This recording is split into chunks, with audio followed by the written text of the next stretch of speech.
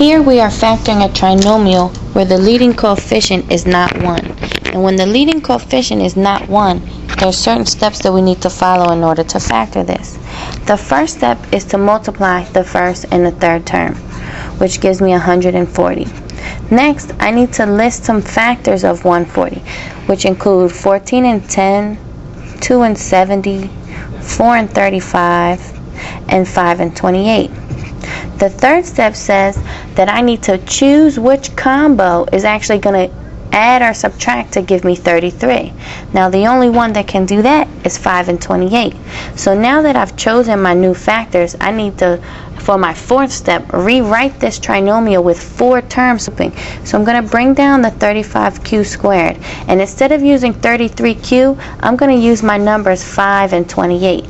So since I need 5 and 28 to add together to give me a positive 33, I'm going to have a plus 5q plus 28q, and I'm going to bring down the plus 4. Now that I've rewritten my polynomial with 4 terms, I can factor by grouping.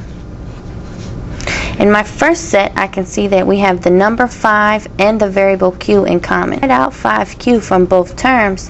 What I have left will go in these parentheses. 35 divided by 5 leaves me with 7, and q squared divided by q leaves me with q. 5q divided by 5q leaves me with a simple 1.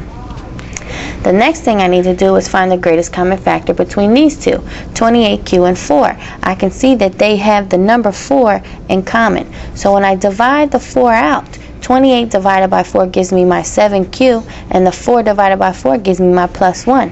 Now, just like factoring by grouping, I see that I have my common factor here. So when I pull out the 7q plus 1, what goes in my second set of parentheses is what's left, 5q plus 4.